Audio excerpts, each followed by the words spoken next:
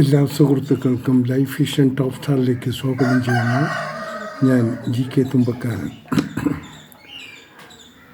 ഇന്നത്തെ വീഡിയോ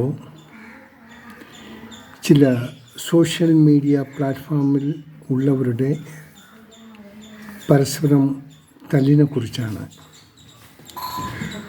ഒരു ദിവസത്തിന് മുമ്പ് ഒരു പ്രമുഖ വാർത്താ ചാനൽ ഒരു നടൻ്റെ ഹെൽത്തിനെ കുറിച്ചുള്ള റിപ്പോർട്ട് വാർത്തയായി കൊടുത്തിരുന്നു.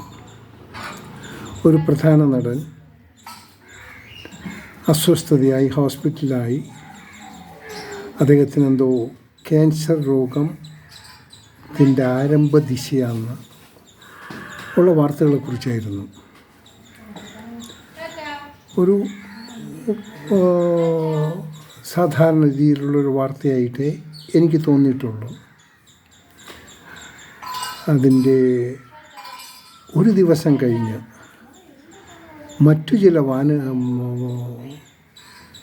സോഷ്യൽ മീഡിയ പ്ലാറ്റ്ഫോമിൽ നേരെ അതിന് എഗൻസ്റ്റായിട്ടുള്ള വാർത്തകളായിരുന്നു. ഇതിലേറ്റവും മനസ്സിലാക്കേണ്ട ഒരു കാര്യം, ഒരു പ്രധാന നടന് അസുഖം ബാധിച്ചു. ഉണ്ടെന്നത് ഇല്ലെന്നോ ആർക്കും സ്ഥിരീകരിക്കാൻ സാധിച്ചിട്ടില്ല. അതെന്തുമായിക്കോട്ടെ, ഒരു നടന് ഒരസുഖം ബാധിച്ചാൽ അത് അസുഖം വന്നുകൂടായില്ല, വരണമെന്നുമില്ല, രണ്ടുമാകാം. Whatever it may be. ഏത് നടനെക്കുറിച്ചാണ് ഇത് പറഞ്ഞതെന്ന് വെച്ച് കഴിഞ്ഞാൽ അദ്ദേഹത്തിന് സാമ്പത്തികമായിട്ടോ മറ്റൊന്നിൻ്റെ യാതൊരു ബുദ്ധിമുട്ടും ഉള്ള ആളല്ല. ഇനി അദ്ദേഹത്തിന് എന്തെങ്കിലും രോഗമുണ്ടെങ്കിൽ തന്നെയും അതിന് തക്ക ചികിത്സ കിട്ടുന്ന ഏത് ഭാഗത്തും, ലോകത്തിൽ എവിടെ ആയിരുന്നാലും അവിടെ പോയി ചികിത്സയെടുക്കാനുള്ള സൗകര്യമുള്ളൊരു വ്യക്തിയാണ്. ഇനി എല്ലാവർക്കും ഒരു ക്യാൻസർ എന്ന് പറഞ്ഞാൽ വലിയൊരു മാറാരോഗം പോലെയാണ് ചിലവർ കരുതുന്നത്. അല്ല, തെറ്റാണത്. എല്ലാ മനുഷ്യ ശരീരത്തും ക്യാൻസർ സെല്ലുകളുണ്ട്. ഇത് നമ്മൾ മനസ്സിലാക്കണം. എന്ന് ശരീരത്തിന് ചെറിയൊരു ക്ഷീണം സംഭവിച്ചാൽ ഈ ഇന്നാക്റ്റീവായി കിടക്കുന്ന ക്യാൻസർ സെല്ലുകൾ ഒന്ന് റിയാക്ട് ചെയ്യാൻ തുടങ്ങും. അത് പ്രാരംഭ ദിശയിലായിരിക്കും. ഏതും നമ്മളൊരു വാഹനം ഓടിച്ചാലും നമ്മൾ വണ്ടി സ്റ്റാർട്ട് ചെയ്ത് immediate we cannot rise up to 120-150 kilometre സ്പീഡിൽ എത്താൻ പറ്റില്ല. സ്റ്റെപ്പ് ബൈ സ്റ്റെപ്പ് അത് സ്ലോ പിക്കപ്പ് ആയിരിക്കും. ഇതുപോലെ തന്നെയാണ് ഈ ക്യാൻസർ സെല്ലിൻ്റെ പ്രവർത്തനങ്ങളും. ഇതുവരയ്ക്കും നമ്മുടെ ആരോഗ്യം കറക്റ്റാണ്, യാതൊരു ബുദ്ധിമുട്ടൊന്നും ഈ ക്യാൻസർ സെല്ലുകളൊന്നും ആക്ടിവേറ്റ് ചെയ്യില്ല. അത് ഇന്നാക്റ്റീവായിട്ടിരിക്കും. ചെറിയൊരു ബുദ്ധിമുട്ട്, ഒരു ക്ഷീണമായിട്ട് എന്ത് വന്നാൽ തന്നെയും ഈ ക്യാൻസർ സെല്ലുകൾ ആക്ട് ചെയ്യാനുള്ള പ്രവർത്തനം തുടങ്ങും. എന്നാൽ അത് വിദഗ്ധമായ രീതിയിൽ കണ്ടുപിടിക്കാനുള്ള എല്ലാ സൗകര്യങ്ങളും ഒരുവിധം മീഡിയം സൈസ് ഹോസ്പിറ്റൽ എല്ലായിടത്തും ഉണ്ട്. അപ്പോൾ അതത്ര വലിയൊരു രോഗമായി ഇപ്പോൾ ആരും കാണപ്പെടുന്നില്ല. അണ്ടർ കൺട്രോൾ ചെയ്യാമെന്നുള്ള എല്ലാ രീതിയിലുള്ള കണ്ടുപിടുത്തങ്ങളും ഇന്ന് മെഡിക്കൽ ലോകത്തിനുണ്ട്. ഇനി എന്തിനാണ് ഒരു നടൻ ഒന്ന് അസുഖം പിടിച്ചതെന്ന് വെച്ചാൽ ഇങ്ങനെ അതിനൊരു വലിയ പ്രൊപ്പഗേഷൻ കൊടുത്ത് കംപ്ലീറ്റ് അവർ തന്നെ ഈ പബ്ലിക്, അതായത് മീഡിയക്കാർ തന്നെ അങ്ങോട്ട് പറയുകയാണ് ഇനി ഷൂട്ട് ചെയ്യാൻ പറ്റില്ല, ഷൂട്ടിംഗ് മുടങ്ങി. പിന്നെ മറ്റൊന്ന് പറയുന്നു, ഈ ഇപ്പോൾ അദ്ദേഹം ചെയ്തുകൊണ്ടിരിക്കുന്ന ഒരു പടത്തിൻ്റെ ഫൈനാൻസിങ് പ്രോബ്ലമാണ്. എന്തൊക്കെയോ ഇല്ലാത്ത കഥകൾ അങ്ങോട്ട് വിടുകയാണ്. ലോകത്ത് എന്തോല്ലാം പ്രധാനപ്പെട്ട ന്യൂസുകൾ കിടക്കുകയാണ്. ഇവിടെ ലഹരി മരുന്ന്, ആൾക്കാരെ സഹോദരി സഹോദരന്മാർ, തന്ത തള്ള ഇവരൊക്കെല്ലാം ലഹരി മരുന്ന് ഉപയോഗിച്ച് കാട്ടിക്കൂട്ടുന്ന കോലാഹലങ്ങൾ തന്നെ നമ്മുടെ നാട്ടിൽ ഒട്ടനവധിയുണ്ട്. ഏറ്റവും കൂടുതൽ അറിയേണ്ടത് ഭയപ്പെടുത്തുന്നതാണ്. യുദ്ധഭീതികൾ പല രാജ്യങ്ങളിലും നടക്കുന്ന ഇപ്പോൾ ഉണ്ടാകുന്ന യുദ്ധഭീതികൾ അങ്ങനെ ഒരായിരം ബുദ്ധിമുട്ടുകൾ ഈ ലോകത്ത് നിറഞ്ഞു നിൽക്കുമ്പോൾ ഒരു നടന് അസുഖം വരികയോ വരാതിരിക്കുകയോ ചെയ്യാം. അയാളെങ്ങനെ ഹൈലൈറ്റ് ചെയ്ത് ഇങ്ങനെ നടക്കുന്നത് വേറെ വാർത്ത കിട്ടാത്തതുകൊണ്ടാണോ? ഇതിന് എന്തെങ്കിലും ആവശ്യമുണ്ടോ? ഇനി ഈ രോഗമില്ലാത്തവരെ രോഗികളാക്കുകയും രോഗികൾ ആയവരെ രോഗികളല്ലെന്നും ഈ തീർപ്പ് കൽപ്പിക്കുന്ന സോഷ്യൽ മീഡിയ പ്ലാറ്റ്ഫോംസാണോ? വേറെ ജോലിയില്ലേ? ഇനി മുഖ്യധാരാ മാധ്യമങ്ങളോട് എനിക്ക് പറയാനുള്ളത്, ദയവ് ചെയ്ത് നിങ്ങൾ കൊടുക്കുന്ന വാർത്തകൾ അതിപ്രധാനം ഉള്ളവയാണെങ്കിൽ നിങ്ങൾ കൊടുക്കുക. ഒരാൾക്കൊരു തലവേദനയോ ഒരു പല്ലുവേദനയോ വന്നു കഴിഞ്ഞാൽ അതിന് പല രോഗങ്ങളായിട്ട് വ്യാഖ്യാനിക്കുന്നത് ശരിയല്ല. ഇനി ആരെങ്കിലും ഒരു തെറ്റായ വ്യാഖ്യാനം കൊടുത്താൽ അവൻ്റെ മേക്കിട്ട് കയറാൻ വേണ്ടി മറ്റുള്ളവർ ഇത് ചെയ്യുക, അതും ശരിയുള്ള കാര്യമില്ല. ഒരു സോഷ്യൽ മീഡിയ പ്ലാറ്റ്ഫോം എന്ന് പറഞ്ഞാൽ പ്രധാനമായും നാം നോക്കേണ്ടത് പബ്ലിക്കിന് ഗുണകരമായ ന്യൂസുകൾ കൊടുക്കുക, സത്യസന്ധമായ ന്യൂസുകൾ കൊടുക്കുക. ഞാൻ മുന്നിൽ ഒരു ദിവസം ലേറ്റായോ 2 ദിവസം ലേറ്റായോ യാഥാർത്ഥ്യങ്ങളെ കണ്ട് മനസ്സിലാക്കി അവരുടെ ബുള്ളറ്റിന് മെഡിക്കൽ ബുള്ളറ്റിനൊക്കെ ബേസ് ചെയ്തിട്ടുള്ള ന്യൂസ് കൊടുത്താൽ ആർക്കും ഒരു കുഴപ്പമില്ല. ഇപ്പം തന്നെ പരസ്പരം വലിച്ചു കയറുന്നൊരു സാഹചര്യം, ഈ സോഷ്യൽ മീഡിയക്കാർ തമ്മിൽ തല്ലുകൂടുക.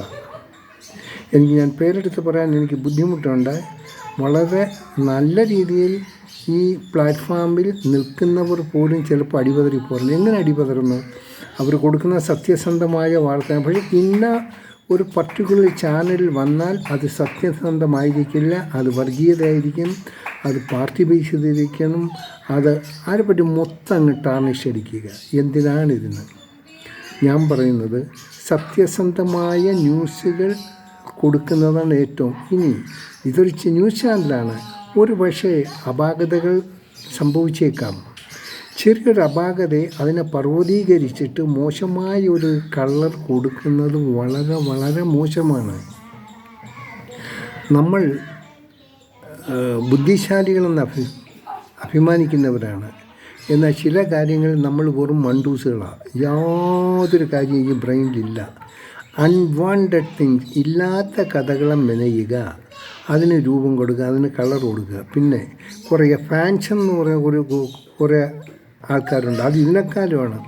അത് ആരുടെയെങ്കിലും പേരിൽ ഒരു ഫാൻഷൻ തുടങ്ങി കഴിഞ്ഞാൽ അവരുടെ പ്രധാന ആരെയാണ് ചെയ്യിക്കുന്നോ അവരെ ടാർണിഷ് ചെയ്യുന്ന രീതിയിലാണ് ഈ ഫാൻസുകാരന്മാരുടെ പ്രവർത്തനം. അതിനേക്കാളും വലിയ ശല്യമാണ്. അതുകൊണ്ട് ഈ ഫാൻസ് അസോസിയേഷനുള്ള നിങ്ങളൊന്ന് ആ അണികളോടൊക്കെ ഒന്ന് പറയുക, അനാവശ്യമായിട്ടുള്ള കമൻസും കാര്യങ്ങളൊന്നും കൊടുക്കാതിരിക്കുക. മനുഷ്യനാകുമ്പോൾ ഒരുപക്ഷെ ചില കൊച്ചു അസുഖങ്ങൾ വന്നേക്കാം, അത് സർവ്വസാധാരണം. മനുഷ്യന് റെസ്റ്റ് എടുക്കണം, അത് വളരെ ആവശ്യമാണ്, അത് പാർട്ട് ഓഫ് ദ ഹെൽത്ത്.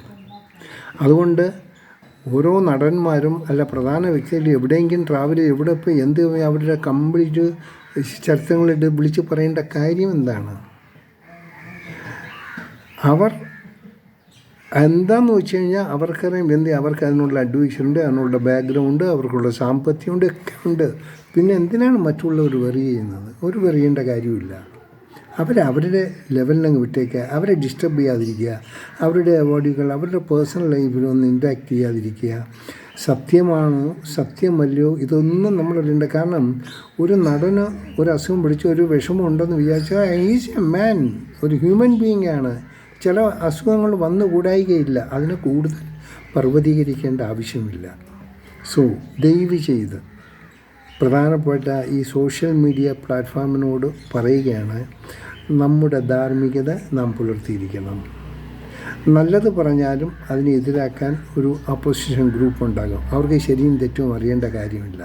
പക്ഷേ ചില മുഖ്യധാരാ മാധ്യമങ്ങൾ ഒന്ന് ശ്രദ്ധിക്കുക, പരസ്പരം നിങ്ങൾ തമ്മിൽ തല്ല് ഒന്ന് ഒഴിവാക്കണം.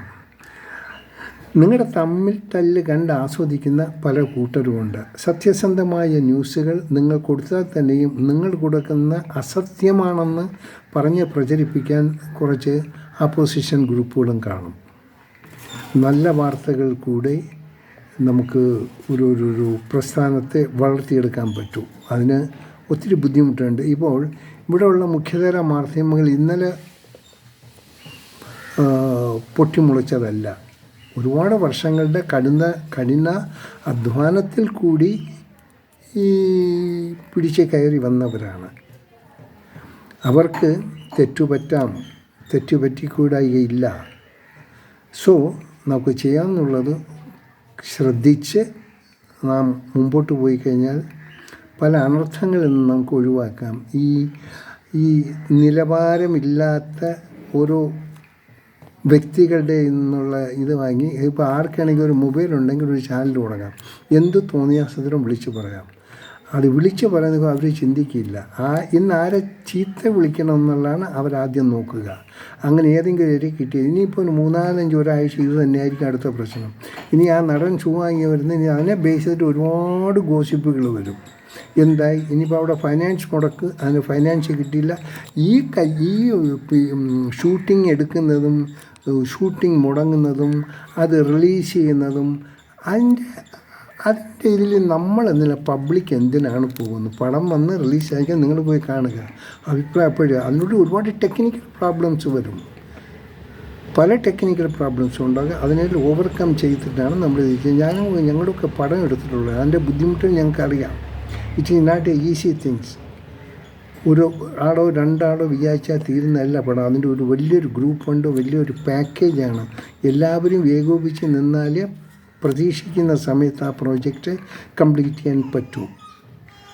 സോ ഇനിയെങ്കിലും ഈ ഗോസിപ്പുകൾ നിർത്തുക. ആർക്കെങ്കിലും അസുഖമാണെന്ന് കേട്ടാൽ അതൊക്കെ അവർ സുഖമായി വരാൻ വേണ്ടി പ്രാർത്ഥിക്കുക. അതേ നമുക്ക് ചെയ്യാനുള്ളൂ. അല്ലാതെ മറ്റൊന്നും ഇതിനെക്കുറിച്ച് നമ്മൾ വ്യവലാതിപ്പെടേണ്ട കാര്യമുള്ള. ഓക്കെ, നല്ല ദിവസം എല്ലാവർക്കും നേരുന്നു. കാണാം വീണ്ടും അടുത്ത വീഡിയോയിലൂടെ. Thank you.